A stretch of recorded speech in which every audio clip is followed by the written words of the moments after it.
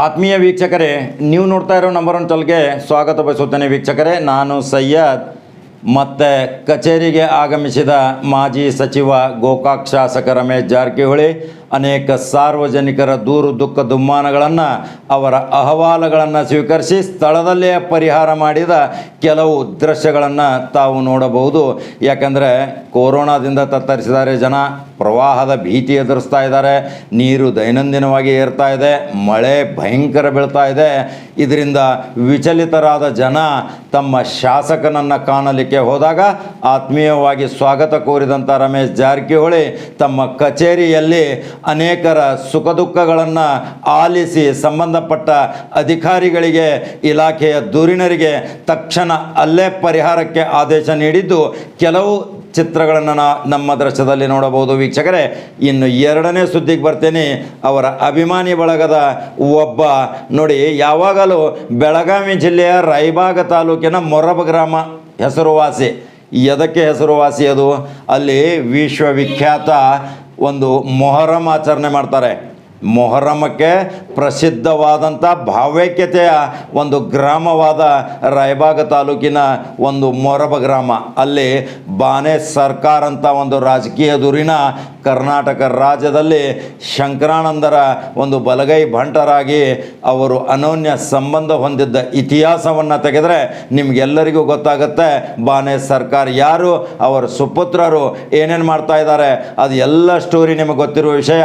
ಈಗ ಅಲ್ಲಿ ಅದೇ ಗ್ರಾಮದಲ್ಲಿ ಒಬ್ಬ ಬಡ ಸಮಾಜ ಸೇವಕನಿದ್ದಾನೆ. ಆತನ ಹೆಸರು ಸಿದ್ದರಾಮ್ ಮೋಪಗಾರ್ ಅಂತ. ವೀಕ್ಷಕರೇ ನೋಡಿ, ಕಡು ಬಡತನದಿಂದ ಬಂದು ಜನರ ಸುಖ ದುಃಖಗಳನ್ನು ಆಲಿಸಿ ಅವರ ಮನೆಗೆ ಹೋಗಿ ಬಸವೇಶ್ವರ ಸರ್ಕಲ್ದಲ್ಲಿ ಅವನು ಸ್ವತಃ ತರಕಾರಿ ಮತ್ತು ಹಣ್ಣು ಹಂಪಲಗಳನ್ನು, ಆಹಾರ ಕಿಟ್ಗಳನ್ನು ಹೋಗಿ ಮನೆಗೆ ಸುಖ ದುಃಖ ಇದ್ದವರಿಗೆ ಹೋಗಿ ವಿಚಾರಣೆ ಮಾಡಿ, ಇಂಥ ಕೊರೋನಾ ಸಂದರ್ಭದಲ್ಲಿ ಒಂದು ಬಡತನದ ಬೇಗೆಯಿಂದ ಬೇಯುತ್ತಿರುವ ಸಿದ್ದರಾಮ್ ಮೋಪಗಾರ್ ತಾನು ಹೃದಯವಂತಿಕೆಯಿಂದ ಸಹಾಯ ಮಾಡ್ತಾನಂದರೆ ನಿಜಕ್ಕೂ ಇಂಥ ಒಬ್ಬ ವ್ಯಕ್ತಿ ಮೆಚ್ಚಲೇಬೇಕು ವೀಕ್ಷಕರೇ. ಯಾಕೆಂದರೆ ಗ್ರಾಮೀಣ ಮಟ್ಟದ ಪರಿಸ್ಥಿತಿ ತುಂಬ ಕಳವಳಕಾರಿಯಾಗಿದೆ.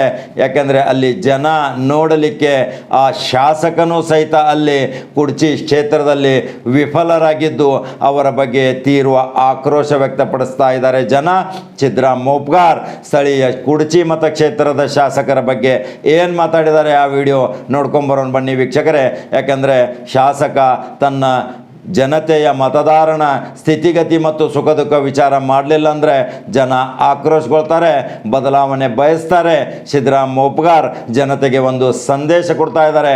ಈ ಹಿಂದೆ ಹಾರುಗಿರಿಯಿಂದಲೂ ಸಹಿತ ಯಲ್ಲಪ್ಪ ಸಿಂಗೆ ಸಹಿತ ಆಕ್ರೋಶ ವ್ಯಕ್ತಪಡಿಸಿದ್ದು ನಾವು ಬಿತ್ತರಿಸಿದ್ದೀವಿ.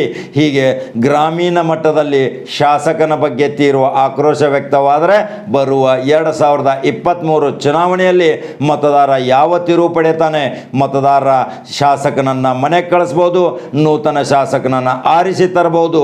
ಆ ಶಕ್ತಿ ಮಾತ್ರ ಆ ಮತದಾರನಲ್ಲಿದೆ. ಯಾಕೆಂದರೆ ಈಗಾಗಲೇ ಕುಡ್ಚಿ ಮತಕ್ಷೇತ್ರದ ಶಾಸಕ ತನ್ನ ಕ್ಷೇತ್ರ ಬದಲಾವಣೆಗೋಸ್ಕರ ಪ್ರಯತ್ನ ಮಾಡ್ತಾ ಇದ್ದಾರೆ ಅಂತ ಸಿದ್ದರಾಮ್ ಮೋಪಗಾರ್ ಆರೋಪ ಮಾಡಿದ್ದಾರೆ.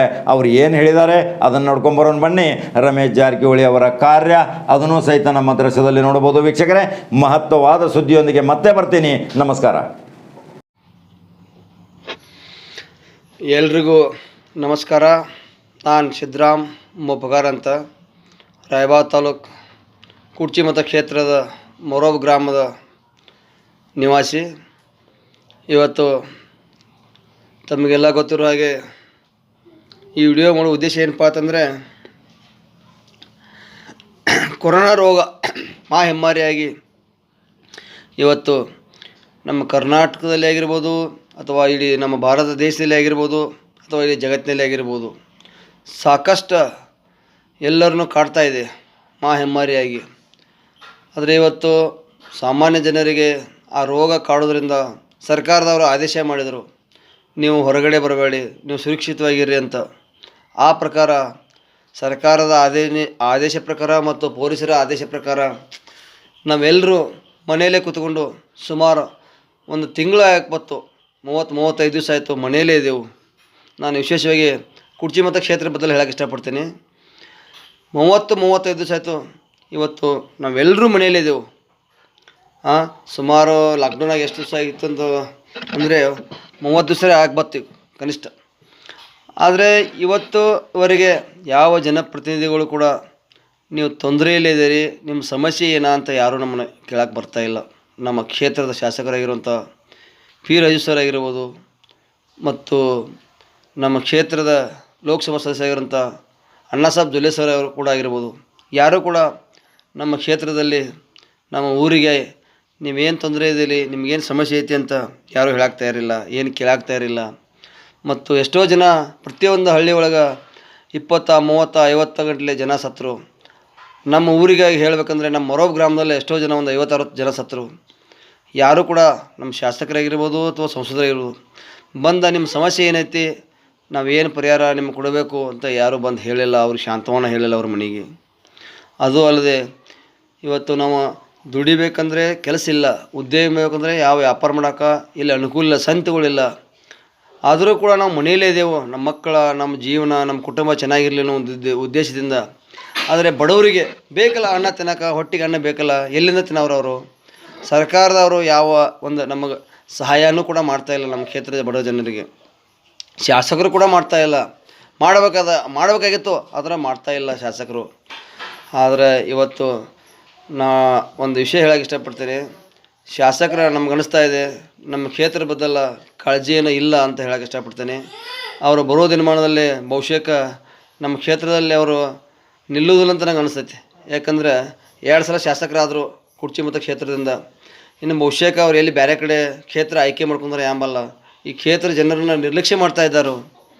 ಆದರೆ ಅವ್ರ ಅವಧಿ ಇರೋ ತನಕ ಯಾಕೋ 2023 ತನಕ ಅವ್ರ ಅವಧಿ ಐತಿ. ಅಲ್ಲಿವರೆಗೆ ಕೂಡ ಅವ್ರಿಗೆ ಕ್ಷೇತ್ರ ಜನರ ಕಾಳಜಿ ವಹಿಸಬೇಕಾಗಿತ್ತು. ನೀವೇನು ಕಷ್ಟದಲ್ಲಿದ್ದೀರಿ, ನಿಮ್ಗೇನು ಸಹಾಯ ಬೇಕು, ಸರ್ಕಾರದಿಂದ ನಾನು ಮಾಡ್ತೀನಿ ಅಂತ ಹೇಳ್ಬೋದಾಗಿತ್ತು. ಅವ್ರು ಬರ್ತಾ ಇಲ್ಲ.